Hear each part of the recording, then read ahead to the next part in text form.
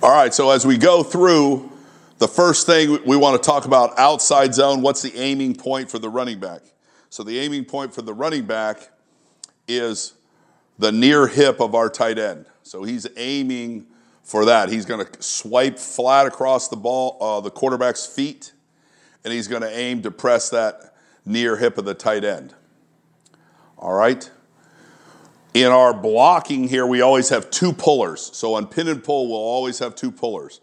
And the defense determines who those pullers are. They're not predetermined. It's all determined by the look.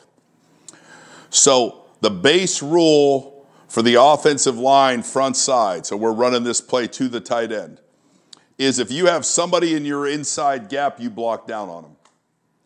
So here, there's nobody in his inside gap, so there's no one to block down on. All right? Our tackle has someone in his inside gap, he blocks down.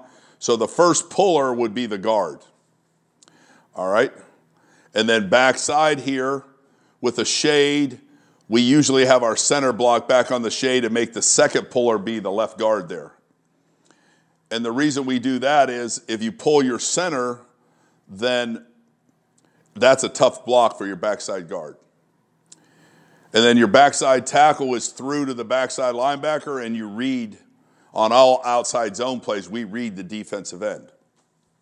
If we want to switch the read and read the linebacker and put an RPO on it, then we'll tell the tackle to man block the D end, and now the quarterback reads the backside linebacker. If he runs, we have some RPO replacing him there. And if he stays static or just bounces, then we'll hand the ball off. So let's just take a look at this first play here. So as you can see here, we call this a 9 technique, this outside technique on our tight end. So our tight end's making a 9er call here. And a 9er call means I've got a 9 technique. I'm not going to block him. I'm going to inside release him so that the first puller knows I'm blocking the 9 technique. That's what that tells him. So the first puller knows I've got to block a 9 technique. Okay. So here you go. There he goes. He pulls the 9 technique, squeezes, so he logs them. Now, in this particular one, we did pull the center. All right. Our center loved to pull. He was good at it. You could see he's sifting his way around there. So he's going to get the +1. So he pulls. So the ID is the front side backer, and this is the +1. So our rule is to block the ID and the +1 with the 2 pullers. If we make a 9er call, now the tight end has the ID, and the first puller has the 9 technique, and then the second puller has the +1. You can see our left tackle's getting up to the backside linebacker here, and the quarterback is reading the backside D end. Now, one thing I want to think is important. I've been using zone read a long time, but this is my 40th year of coaching. And I coached at Army and Air Force where we ran triple option football. And all these reads are different. If this was inside zone and you were reading that defensive end, that would be a pull. But on outside zone, what that defensive end is doing does not constitute pulling the ball. Watch. He can't stop the play doing that. But if that was inside zone, the ball would cut right back to that guy and he'd make the tackle. So that would be a pull read on inside zone, but this is an outside zone play. It's a whole different technique by the defense, and that you just don't want your quarterback pulling all those. So here you got a good look at us fitting this play up. We never crack this play because we're blocking ID and +1, we never crack the safety. That's another reason why our wide receiver coach loves this play, because his guys don't have to go in there and headhunt the safety. And a lot of these safeties trigger so fast and they come down so low that it's hard to get a good crack on them with the receiver. And pin and pull, you don't need to do that. So our rules at receiver for pin and pull is they block the man over them. They just block man on. So there comes the O-line coach. He's excited about that little run. There we go.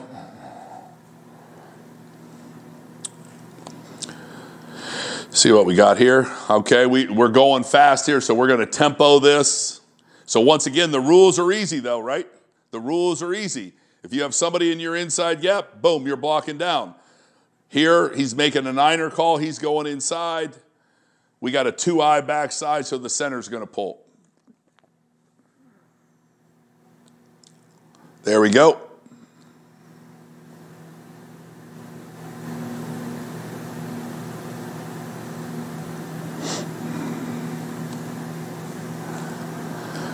All right, let's go to the next look. You can mix up all your tight end formations. So obviously this is an 11 personnel play. You can also run it in 12 personnel, which we do. Like I said, we're always reading the backside end, so we'd run it to the tight end. In this particular set, I like this set to run the play because defenses have to make a decision. You have 3 skill here, 3 fast skill receivers. Do we want to go 4 over 3 to stop the skill? Then this pin and pull play is deadly backside.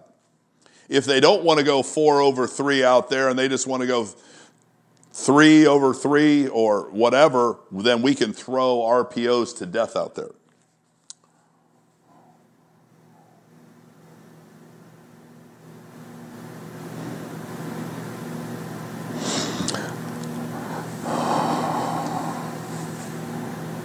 So here we're setting up our naked off of it. You can see we're setting up the naked.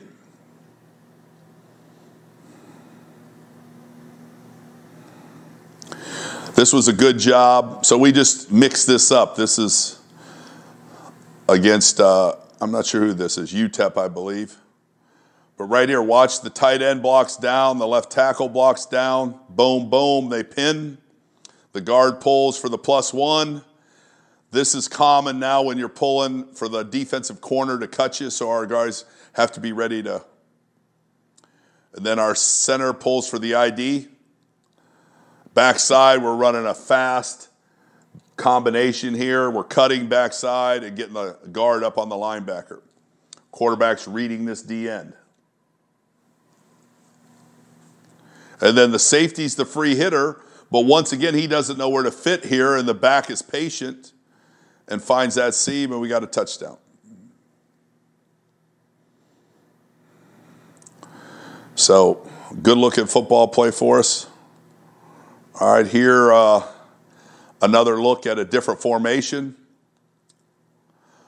Right here, we went unbalanced. So if you look at this formation, it's guard, tight end, backside, tackle over.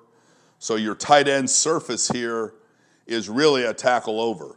So now we're in unbalanced because we're trying to see if they'll cut this tight end loose and not cover him so we can throw a play to him, a pass for a touchdown later, which we did in this game. But here we're going tempo to unbalanced and then running pin and pull. This is against Charlotte.